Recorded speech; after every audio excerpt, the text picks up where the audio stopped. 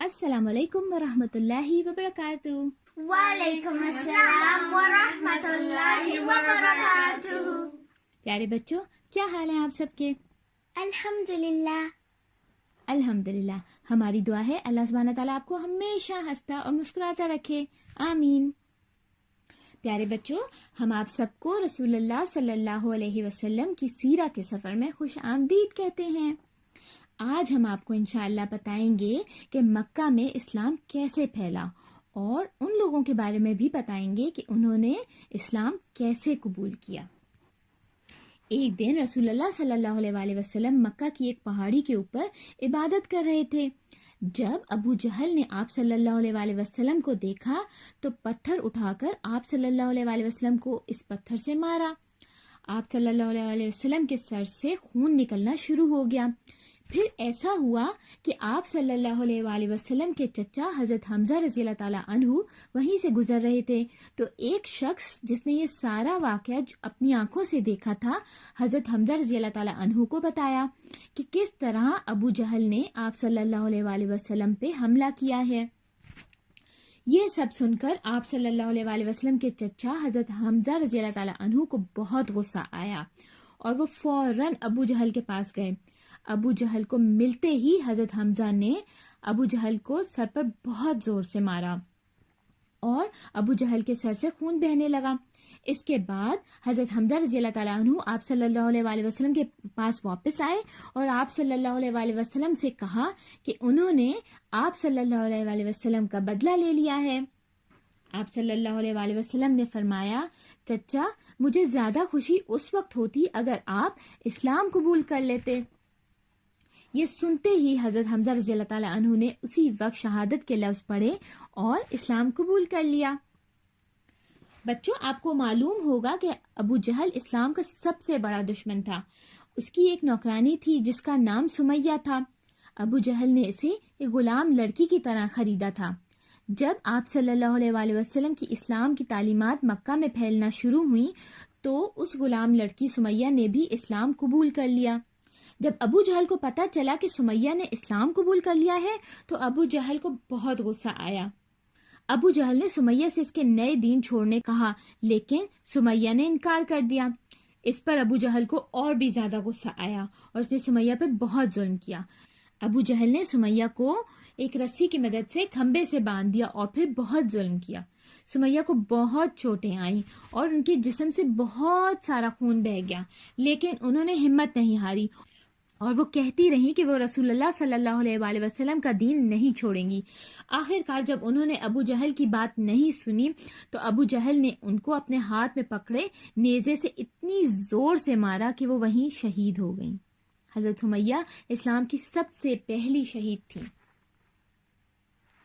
بچوں، اب ہم آپ کو حضرت عمر رضی اللہ تعالیٰ عنہ کے اسلام قبول کرنے کا واقعہ سناتے ہیں۔ حضرت عمر رضی اللہ تعالیٰ عنہ اپنی بہادری اور عزم کے لیے مشہور تھے۔ ان کی مکہ میں عزت بھی تھی اور لوگوں کو ان کا خوف بھی تھا۔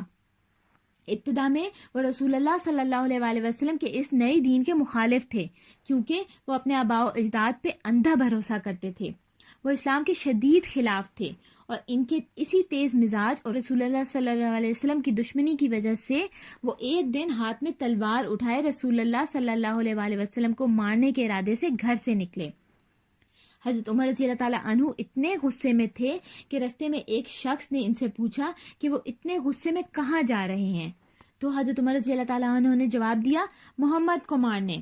پھر اس شخص نے حضرت عمر رضی اللہ تعالیٰ عنہ سے کہا کہ پہلے وہ اپنے گھر والوں کا پتہ کیوں نہیں کرتے اور ان کو کیوں نہیں پوچھتے۔ حضرت عمر نے غصے میں کہا، میرے گھر والوں کو کیا ہوا؟ اس پر اس شخص نے حضرت عمر رضی اللہ تعالیٰ عنہ کو بتایا کہ ان کی بہن اور ان کے شوہر مسلمان ہو گئے ہیں۔ حضرت عمر رضی اللہ تعالیٰ عنہ وہیں سے مڑے اور سیدھا اپنی بہن کے گھر گئے۔ جیسے ہی وہ اپنی بہن کے گھر کے قریب گئے، ان کو قرآن کی تلاوت کی آواز آئی۔ حضرت عمر رضی اللہ تعالیٰ عنہ نے دروازے کو دھکا دے کر کھولا اور اندر چلے گئے۔ حضرت عمر رضی اللہ تعالیٰ عنہ کی بہن نے جلدی سے کاغذ چھپا لیے جن سے وہ دیکھ کر قرآن پاک پڑھ رہی تھیں۔ یہ سب دیکھ کر حضرت عمر رضی اللہ تعالیٰ عنہ کو اور بھی غصہ آیا اور انہوں نے اپنی بہن کو اور ان کے شوہر کو بہت زور سے مارا۔ اس پر ان کی بہن اور ان کے شوہر نے چلا کر کہا، ہاں ہم مسلمان ہیں، ہم اللہ پہ اور اس کے رسول اللہ صلی اللہ علیہ وآلہ وسلم پہ یقین رکھتے ہیں، تو جو کرنا ہے کر لو۔ جب حضرت عمر رضی اللہ تعالیٰ عنہ کو احساس ہوا کہ انہوں نے اپنی بہن کو بہت مارا ہے تو وہ شرمندہ ہوئے اور کہا کہ ان کو وہ دکھایا جائے جہاں سے دیکھ کر وہ تلاوت کر رہے تھے۔ اس پر ان کی بہن نے ان سے کہا کہ اس کے لیے آپ کو پاک ہونا ہوگا، تو جائیں پہلے وضو کر کر آئیں۔ حضرت عمر رضی اللہ تعالیٰ عنہ نے پاک ہو کر سورۃ طٰہٰ کی ابتدائی آیات پڑھیں۔ ان آیات کو پڑھ کر حضرت عمر رضی اللہ تعالیٰ عنہ کو ایسا لگا جیسے یہ آیات انہی کے لیے ہیں اور اللہ تعالیٰ ان آیات میں ان سے کچھ کہہ رہے ہیں۔ حضرت عمر رضی اللہ تعالیٰ عنہ بہت حیران ہوئے اور فوراً اسلام قبول کر لیا۔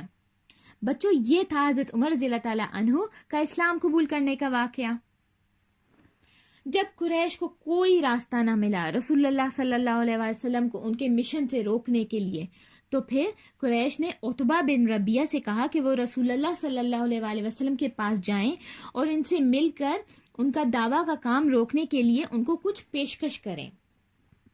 عتبہ بن ربیعہ رسول اللہ صلی اللہ علیہ وآلہ وسلم سے ملے اور کہا، میری بات سنو، میں چند باتیں پیش کر رہا ہوں، ان پر غور کرو، ہو سکتا ہے تم کوئی بات قبول کر لو۔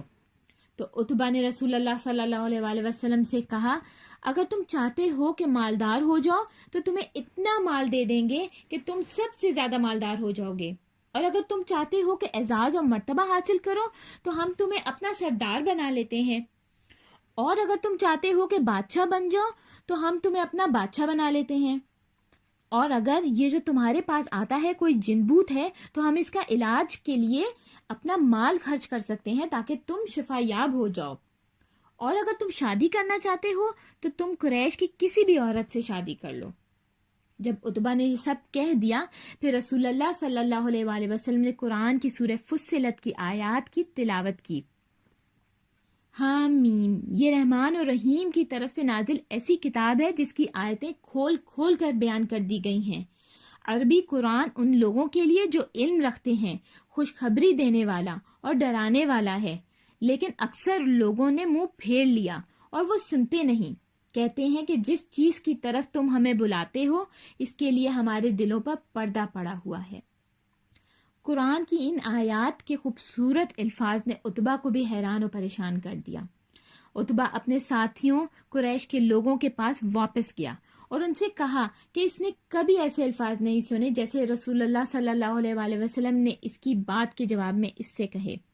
یہ الفاظ نہ تو شاعری تھی، نہ جادو، نہ ہی کوئی بنائی ہوئی کہانی۔ عتبہ نے کہا، میں نے ایسا کلام سنا ہے کہ واللہ میں نے ایسا کلام کبھی نہیں سنا۔ میں چپ تھا اور مجھے نہیں پتا تھا کہ میں کیا کہوں۔ اس شخص کو چھوڑ دو، مجھے ڈر ہے کہ کوئی واقعہ ہو کر رہے گا اور ہم پر سزا نازل ہو جائے گی۔ تو بچوں، یہ تھے کچھ واقعے اسلام کے پھیلنے اور لوگوں کے اسلام قبول کرنے کے۔ اگلی دفعہ انشاءاللہ ہم مسلمانوں کی حبشہ کی طرف ہجرت کے بارے میں جانیں گے۔ اس کے لیے ہماری سیرہ کی قسط دیکھتے رہیے اور اگلی قسط تک اپنا خیال رکھیے گا۔ السلام علیکم ورحمۃ اللہ وبرکاتہ۔